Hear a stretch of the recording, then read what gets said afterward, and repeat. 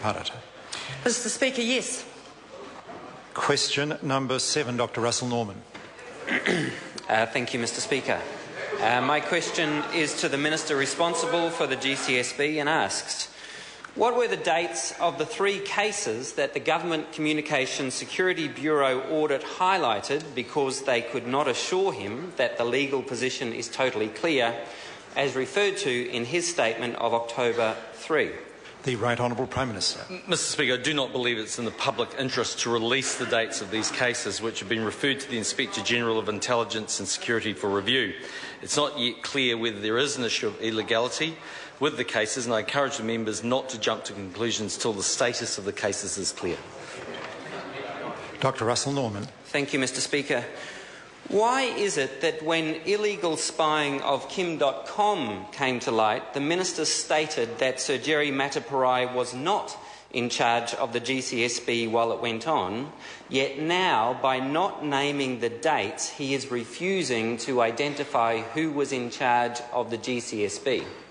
The Right Honourable Prime Minister. Mr. Speaker, in the case of the decision made by GCSB that the particular surveillance on Kim.com was illegal, that was a known fact at that point, and so it became important, I thought, to clarify that matter. In these other cases, it is far from certain whether there is an issue or not. Dr. Russell Norman. Thank you, Mr. Speaker. Given that the Prime Minister, by failing to answer this question, has thrown a question mark over the Governor-General's role at the GCSB, and that this now means that this scandal has dragged in the Prime Minister, several ministers, including the police, is that not another reason for an independent inquiry to clear the mess up under his watch and also to clear Sir Jerry's name? The Right Honourable Prime Minister. Speaker, no. Supplementary question, Grant Robertson. To the Prime Minister, can the Prime Minister confirm that a camera capable of taking audio-visual material was on a tripod in the staff cafeteria at the GCSB when he spoke to staff on the 29th of February? The Right Honourable Prime Minister. Speaker, I can't confirm it, but I'm advised that there was a camera there. It'd certainly be a camera capable of taking a video, absolutely right. So let's go through that for the purposes of ensuring that his leader really hangs himself. Order. Point of order. Point of order, Grant Robertson. That was a straight question, Mr. Speaker, and the Prime Minister answered it by confirming that. That was good. Well, point of order, the Right Honourable Prime... I'll hear the Right Honourable Prime Minister first. Speaker, I haven't finished my answer. There's a very specific and clear and non-political point I need to make to finish my answer. Order. I think the Prime Minister should have the opportunity to do that, to put an answer in context, but that shouldn't involve attacking another party. The Right Honourable Prime Minister to complete this. Mr. Speaker, when allegations were made by the Leader of the Opposition that there was a tape... No, I'm just running through the details. That there was a tape taken by the people of GCSB, and I referred to the quotes earlier, and then went on to say that tape had been erased.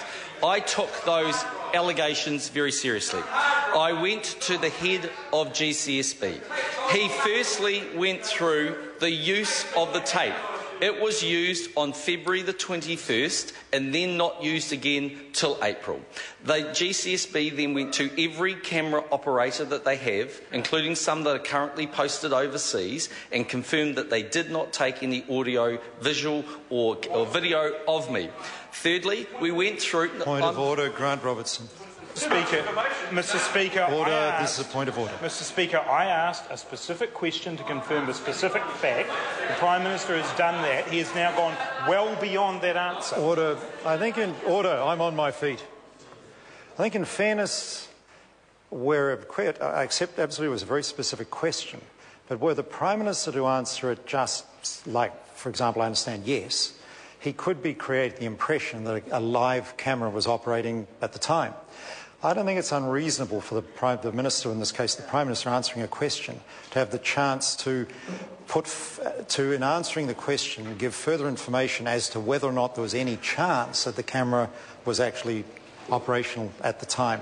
I don't think that's unreasonable, because if we are genuinely interested in the real facts and the truth, that can't be wrong, because what would be wrong would be to restrict a minister's answer in a way that implied something else. And that's why I won't allow the Prime Minister to attack the Leader of the Opposition, but if he gives information around that camera, I see nothing wrong with that. The Right Honourable Prime Minister.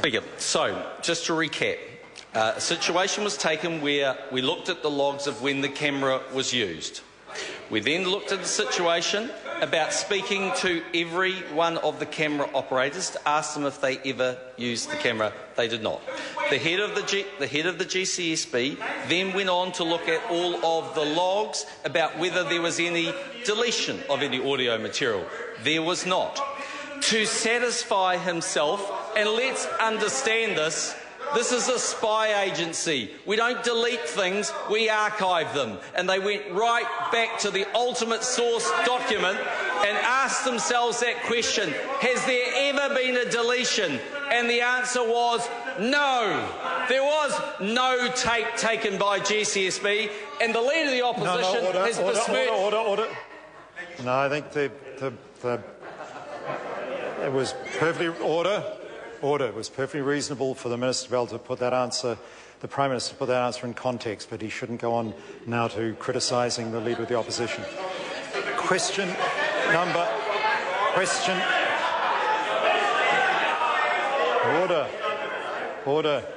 Order.